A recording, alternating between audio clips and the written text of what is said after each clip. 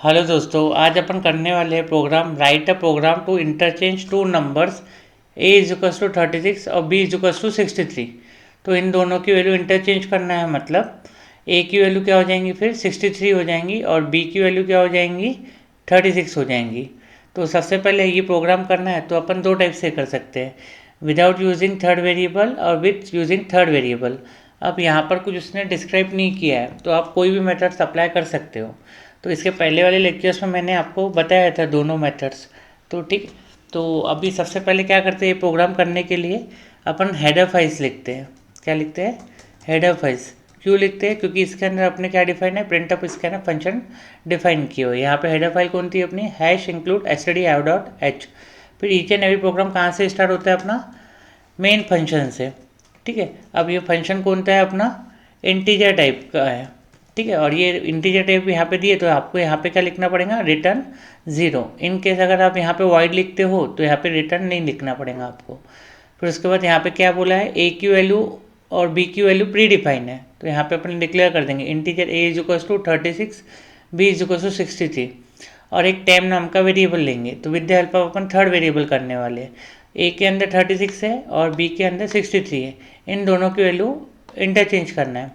तो पहले before swapping या before interchange value of A is equals to %d and B is equals to %d।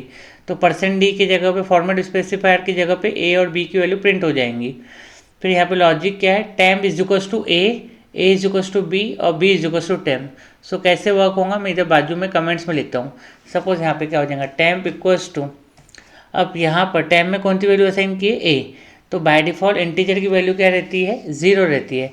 अब अपन temp में क्या असाइन कर रहे हैं, ए की वैल्यू। तो ए की वैल्यू क्या है, 36। ठीक है, फिर नेक्स्ट लाइन में अपन ने क्या बोला, ए इज इक्वल्स टू बी।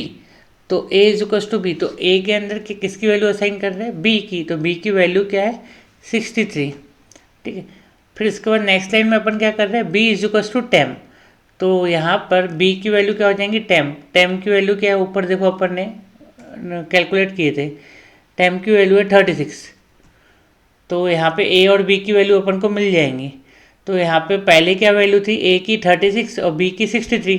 अब न्यू वैल्यू देखो क्या आ गई है उसकी, ए की क्या आ गई है 63 और बी की क्या आ गई है 36, इंटरचेंज हो गई। फिर मैं एक मैसेज प्रिंट कर दूंगा, before after interchange A is equals to %d and B is equals to %d /n for new line. फिर ए और बी की वैल्यू अपन वहाँ पे प्रिंट कर देंगे। ठीक है, यहाँ पे इंटीजर दिया था तो इसलिए मैं यहाँ पे क्या कर रहा हूँ, रिटर्न 0 कर देता हूँ।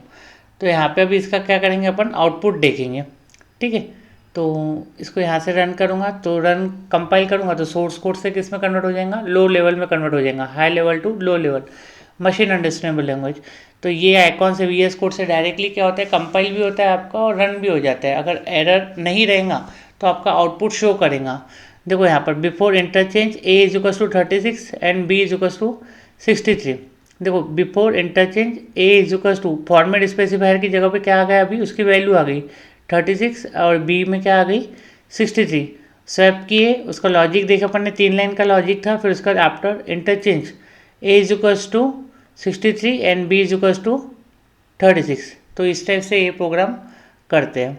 ठीक है, तो आपको take the screenshot of this program. ठीक है, अगर कुछ प्रॉब्लम जाती है तो नहीं समझ रहा है तो आप कमेंट्स कर सकते हो।